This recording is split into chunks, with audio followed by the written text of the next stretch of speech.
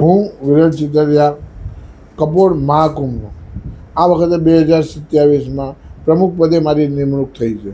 એ બદલ હું કપોળ સમાજનો આભારી છું. એક મેસેજ દેવા માગું છું મિત્રો, ભાઈઓ બહેનો, આ વખતનો કપોળ મહાકુંભ એક અલગ હશે, વિકાસશીલ, પરિવર્તનશીલ, એક નવી દિશામાં નવા વિઝનથી લઈ જનારો રહેશે, જેમાં યુવાઓ, અનુભવીઓ, દરેક લોકોનું મહત્ત્વ સાથે આ મોટા પાયે સંમેલન યોજાશે. એટલે હું તમને આમંત્રણ આપું છું નવા મહાકુંભને, નવી વિકાસ, નવી ગતિ અને નવી દિશા.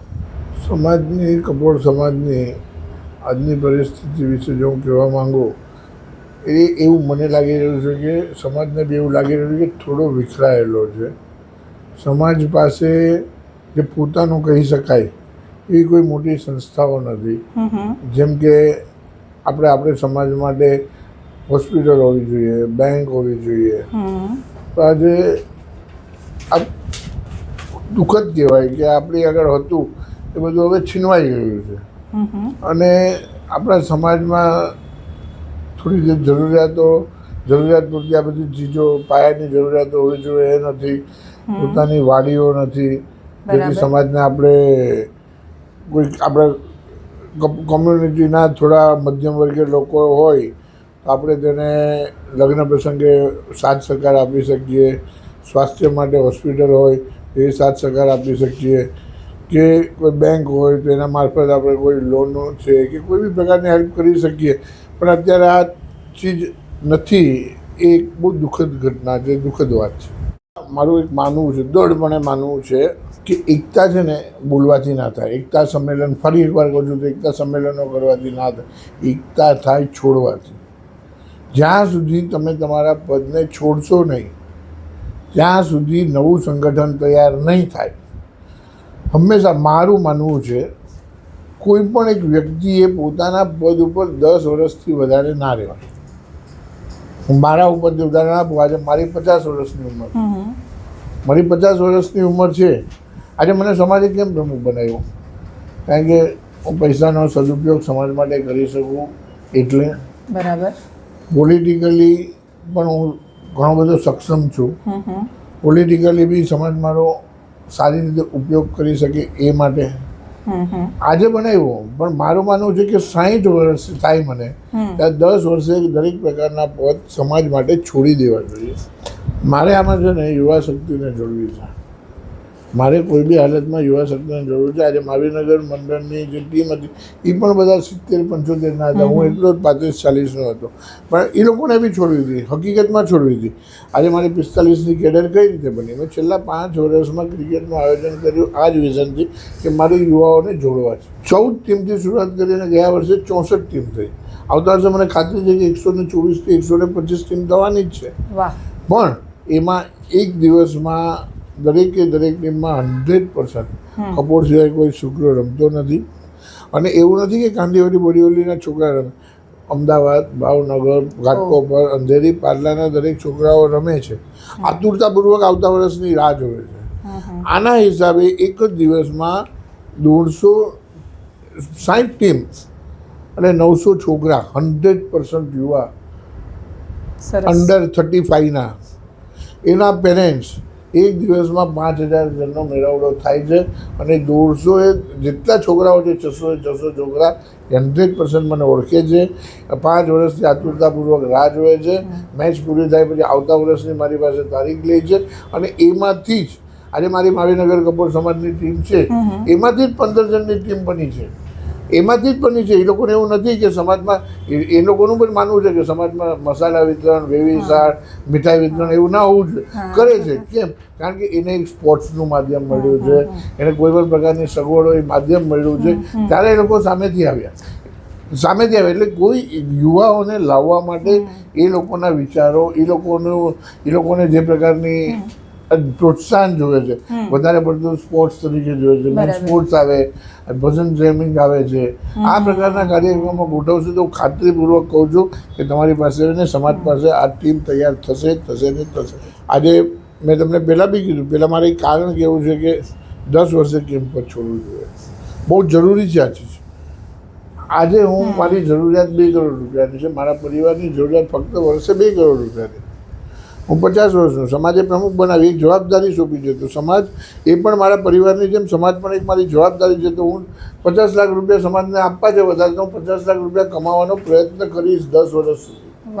50 પછી 60 થશે, 60 પછી મારું શરીર જ નહીં ચાલતું હોય તો પહેલાં બટ નેચરલ છે કે હું મારા પરિવારને જ મહત્વ આપીશ કે સમાજને તમે આપી દો, પરિવાર મારો પહેલાં છે. તો પરિવારને ત્યારે 2 કરોડની જરૂરિયાત છે, ત્યારે હું 2 કરોડ પૂરતું જ કામ કરીશ, કારણ કે મારું શરીર હવે નથી ચાલતું. જો મારું શરીર નથી ચાલતું, હું સમાજને કાંઈ નથી આપી શકતો, તો સમાજને મારું શું કામ છે? કારણ કે હું સમાજને કંઈક આપી શકીશ. ત્યારે પણ 10 વર્ષ પછી હું મારા પરિવારને જ ધ્યાન આપીશ. હું સમાજ માટે જો કંઈ નહીં આપી શકું મારી શારીરિક તબિયતોના હિસાબે, તો સમાજને 10 વર્ષ પછી જો હું ફંડ ના આપું કે એનો બહારથી ના લાવી શકું, તો મારે સમાજને મારું શું કામ છે? જી, જેને સાથે લીધું છે એમાંથી આટલું 10 વર્ષ જો કામ કરશે તો 100% આવશે. આજે કહું છું કે સમાજ તરફ વાયડા સ્પોર્ટ્સના હિસાબે 2 વર્ષ પછી યંગ જનરેશન આજે બી મને કહે છે કે સર અમે આ ટીમમાં જોડાવું છે માવીનગરની. અરે મેં લેડીઝોની ટીમ છે, માવીનગર કપોળ સમાજની લેડીઝોની ટીમ છે. લેડીઝોની ટીમ પણ 45-50ની છે, સામેથી આવેલી છે. એમાં ખાસ કરીને નેહા દોશી છે, રિયલી લગભગ સમાજમાં બહુ સારી કોરિયોગ્રાફર છે, સામેથી આવે છે, આખી ક્રિકેટ હેન્ડલ કરે છે. વિભાબેન સંઘવી છે. એ લોકો પણ એ લોકો ક્યાંથી મળ્યા? એ લોકોનો શોખ શું છે? કોરિયોગ્રાફર. તો આપણે કોરિયોગ્રાફરને મહત્વ આપ્યું. એ ચીજ ઉપર બી આપણે નાના લેવલ પર સમાજને લઈ ગયા. સાહિત્ય તો સાહિત્યને આગળ લઈ ગયા. ભલે એમાં 10 થયા 15 થયા, પણ એ લોકોની માઉથ પબ્લિસિટી વિચાર છે કે વિરલભાઈ આપણને આ પ્રકારનું પ્લેટફોર્મ આપે છે, તો આપણે એમની સાથે જોડાવું. એ લોકો અમારી સાથે સાથે જ્યારે એ લોકોને જરૂરિયાત હોય છે, પોતાના જે બી કાર્યો છે, કે સાહિત્યનું કાર્ય છે, કોરિયોગ્રાફરનો છે, કે આર્ટનું છે, કલ્ચરનું છે, મને કહે છે. અમે ઓફિસમાં આવીને ડિસ્કશન કરીએ છીએ. એ લોકોને લાગતું હોય કે આ પ્લેટફોર્મ આપણે આપવાથી માધ્યમથી આપી શકાય છે, તો આપણે 100% કોશિશ કરીએ છીએ અને બધાને આપ્યું જ છે, નાના લેવલે આપ્યું છે. એટલે એ પ્રકારનું પ્લેટફોર્મથી એ લોકો ઘણા મારી સાથે જોડાયેલા છે. સૌથી પહેલાં તો મારે યુવા શક્તિને સાથે લાવવી છે.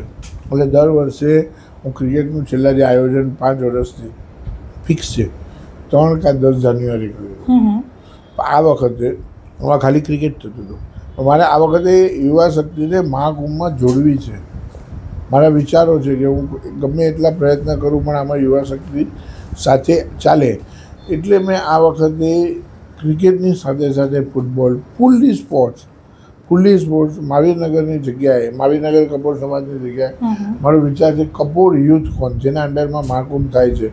કપોળ યુથ કોનના 20 અને 21 ફેબ્રુઆરીએ પૂરો કપોળ યુથ કોનના નેતૃત્વ હેઠળ પૂરું કપોળ સમાજ માટે બહુ મોટું સ્પોર્ટ્સનું આયોજન કર્યું છે. એમાં 120થી 25 ક્રિકેટની ટીમ હશે, 10 ફૂટબોલની ટીમ હશે. દરેક પ્રકારના સ્પોર્ટ્સને મહત્ત્વ આપવાનું છે, કે ચેસ હશે, વોલીબોલ હશે, કે બેડમિન્ટન હશે, રેકેટ હશે. આનાથી મને એટલી ખાતરી છે કે 7 જ દિવસનો માહોલ હોવાથી એ કપોળ યુથ કોમના દરેક જનરેશન કમસે કમ 800,000 છોકરાઓ ભાગ લેશે, એ 800,000 છોકરાઓ આમાં જોડાશે. પૂરેપૂરી ઓલિમ્પિક યોજવાનું છે. કપોળ યુથ કોમના બેનર નીચે આ વખતે યોજવામાં આવશે 20 અને 21મી ફેબ્રુઆરીએ. દરેક પ્રકારના સ્પોર્ટ્સ, ક્રિકેટ છોડીને મારો વિચાર છે કે ફૂટબોલ છે, કેરમ છે, ચેસ છે, પૂરું ઓલિમ્પિક ઇન્ક્લુડિંગ સ્વિમિંગ છે, બધું કરીશ જેનાથી યુવાઓનું આકર્ષણ થાય. અને એટલો લાંબો દિવસો પણ નથી કે 7 દિવસમાં એ લોકો ભૂલી જાય. એટલે એ લોકો પણ કપોળ મહાકુંભમાં 100% જોડાશે, આગળ ચાલતા રહેશે, કે એમની સાથે સાથે આ કુંભમાં એમનો પણ સમાવેશ થશે એવો મને વિશ્વાસ છે. અને એ જ દિવસે આપણે બધા છોકરાઓને પ્રાઇઝ ડિસ્ટ્રીબ્યુશન એ દિવસ નહીં, પણ આપણે મહાકુંભનો જ્યારે કોઈ બી એક મોટા વ્યક્તિ, સન્માનીય વ્યક્તિ કોઈ બી આવશે, એમના હાથે આપણે એ લોકોને પ્રાઇઝ અપાવશું. ફોટોગ્રાફી સમાજમાં પ્લસ ન્યૂઝપેપરમાં આપીને એને પ્રોત્સાહિત કરશું, એવી મારી ઈચ્છા છે. આપણી સમાજમાં મને જ્યાં સુધી ખબર છે ઘણી બધી ટેલેન્ટ છે. કેમ કે સિંગિંગમાં છે, 2 છોકરાઓ તો મારા મગજમાં છે, મારા ધ્યાનમાં છે, તો બહુ સુંદર ગાય છે. કે અર્પિતા ઠક્કર છે, નિલેશ ઠક્કર છે, ફાલ્ગુની સાથે પણ ગાયેલું છે. હમ. એની નોંધ ક્યારેય લેવામાં નથી આવી. આર્મી ઓફિસર છે, રિટાયર્ડ આર્મી ઓફિસર છે, 35 વર્ષનો છોકરો છે, હિત નામ છે આઈ થિંક, જે પુલવામાની લડાઈ બી લડ્યો, સમાજે નોંધ નથી લીધી. એ જ રીતે સારા કોરિયોગ્રાફર છે, સારા સાહિત્યકાર છે. આજની લેડીઓ બહુ સારું ટ્રસ્ટ ચલાવે છે. બરાબર. તો એવી ઘણી બધી પ્રતિમાઓ છે કે જેને આ વખતે મારે સમાજમાં લાવવી છે. ઘણી લેડીઝો એવી છે કે સારી કોરિયોગ્રાફર, સારી રાઇટર, સારી લીડર બી છે. તો આ વખતે મારો એક વિચાર છે કે લેડીઝ ટીમમાં મારા પરિવારની ભાભી કે મારી વાઈફ એ બધાને દૂર રાખી એ લોકોને સ્થાન આપવું છે, એ લોકો લીડરશીપ સિંગિંગ કરે છે. તો મારો એક વિચાર છે કે એ લોકોને આજ આપણા 3 દિવસના કાર્યક્રમમાં એક એવો સ્લોટ રાખવો છે જ્યાં એ લોકોને ગાવા માટેનો આપણે પ્રોત્સાહિત કરવા છે, મોકો આપવો છે. કોઈ ઘણી સારી કોરિયોગ્રાફર છે એની પ્રતિમાને લાવવી છે, સાહિત્યકારો છે. મને જેટલા ધ્યાન છે બરાબર છે એટલાને તો હું 100% સમાજની સામે લાવીશ. એ પછી સમાજ સાથ આપશે. બે જણ મારી આગળ બી હશે, કોઈ બીજા આગળ બી બે હશે, બીજા આગળ બી બે હશે.